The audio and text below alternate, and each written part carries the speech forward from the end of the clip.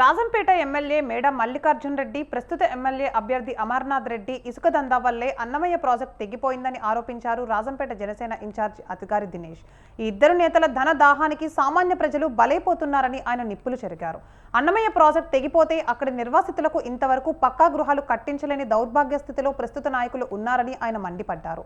రానున్న ఎన్నికల్లో రాజంపేటలో కూటమి సత్తా చాటుతుంది అన్న జనసేన రాజంపేట ఇన్ఛార్జితో మా కడప ప్రతినిధి శ్రీకాంత్ ఫేస్ టు ఫేస్.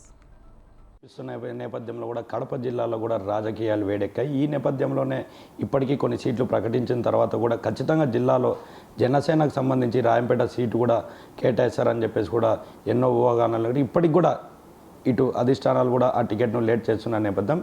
ఇప్పుడు ఇదే అంశంపై మనతో మాట్లాడడానికి జనసేన రాజంపేట ఇన్ఛార్జ్ దినేష్ మనతో పాటు ఉన్నారు. నాకు చెప్పండి, మొత్తాన్ని చూసుకుంటే అందరూ ఊహించిన విధంగానే జిల్లాలో రాజంపేట టికెట్ వస్తుందని చెప్పేసి కూడా అందరూ ఆశించారు.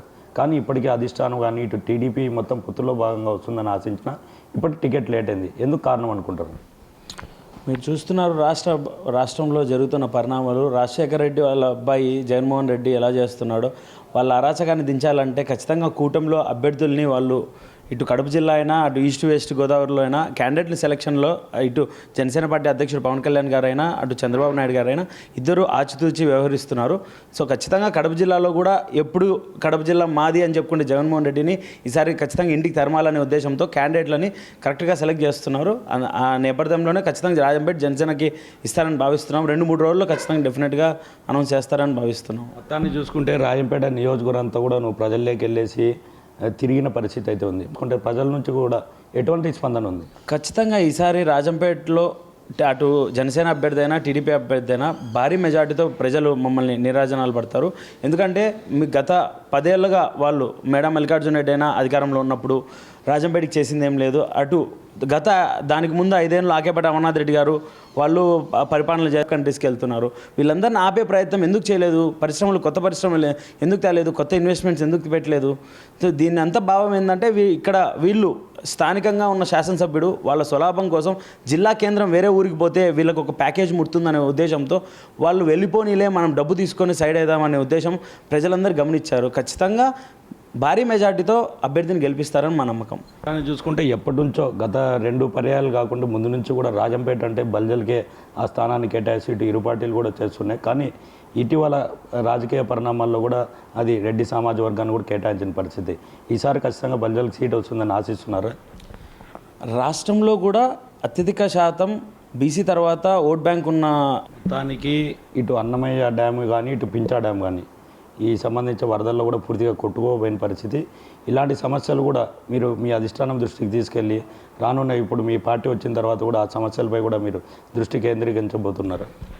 ఖచ్చితంగా చేస్తాము. 2021లో డ్యామ్ తెగిపోయిన రోజు ఇప్పటికి కూడా మాకు బాగా గుర్తు. వీళ్ళు చేసిన ఇసుక దందాకి రాబోయే ప్రభుత్వం ఏర్పడిన మొట్టమొదటి సంతకం మేము ఆడ ఎవరైతే వరదల్లో ఇల్లులు కోల్పోయిన వరకు ఉన్నారో వాళ్ళకి గృహాలు నిర్మించి ఫస్ట్ సంతకం దాని మీద పెడతామని మేము తెలియజేసుకుంటున్నాం.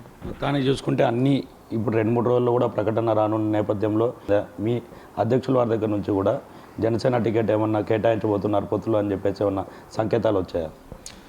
ఖచ్చితంగా చెప్పారు. మనకు పార్టీ తరపు నుంచి మనకు అఫీషియల్గా అయితే అనౌన్స్ అవ్వలేదు. కానీ ఖచ్చితంగా మీరు గ్రౌండ్ వర్క్ చేయండి. ఇద్దరూ కలిసి అభ్యర్థి ఎవరైనా పక్కన పెడితే మాకు 1.5 సంవత్సరం నుంచి మనం ఎప్పుడైతే పొత్తు ఖరారైందో 6 నెలల ముందు నుంచి కూడా మాకు చెప్తూ వస్తున్నారు ఏంటంటే ప్రజల్లో నిత్యం ఉండండి.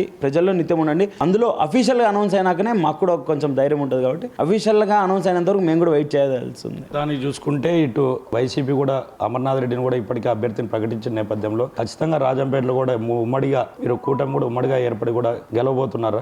ఆకేపేట అమర్నాథ్ రెడ్డి గారికి ఒకే విషయం చెప్పదలుచుకున్నాం. వాళ్ళు ఇంటి వెనకాల ఫామ్ హౌస్ పెట్టుకొని గుర్రాలు పెట్టుకున్నాడు. ఈసారి ప్రజలందరూ చూసినారు, ఆ ఊరి నుంచి కూడా తరిమే పరిస్థితి వస్తుంది. ఎందుకంటే ఆయన డ్యామ్ తెగిపోవడం ముఖ్య బాధితుడు ఆయనే.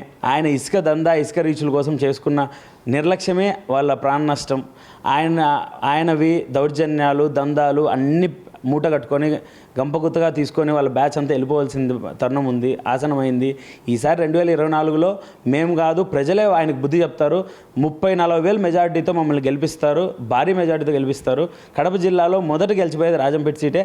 అది ఆకేపేట అమర్నాథ్ రెడ్డి ఓటమే, గుర్తుపెట్టుకోవాలి. ఈసారి ఆయన్ని ఇంటికి పంపించే బాధ్యత మేము తీసుకుంటాం. ఇది మొత్తానికి చూసుకుంటే రాజంపేట నియోజకవర్గానికి సంబంధించి కూడా ఖచ్చితంగా ఈసారి ఆకేపాటి అమర్నాథ్ రెడ్డిని ఓడించి కూడా కడప జిల్లాలో కూడా మొట్టమొదటి స్థానం కూడా రాయంపేటలో దాదాపు 20,000 నుంచి 30,000 మెజార్టీతో కూడా ఇట్లా ఉమ్మడి అభ్యర్థి ఎవరైనా కానీ అంతా కలిసి పనిచేసి కూడా 30,000 మెజార్టీతో కూడా గెలిపిస్తామని చెప్పేసి కూడా రాయంపేట జనసేన ఇన్ఛార్జ్ అధికారి దినేష్ చెప్పుకోవాల్సిన పరిస్థితి. కెమెరా పర్సన్ శ్రీహరితో శ్రీకాంత్, స్వతంత్ర న్యూస్, కడప.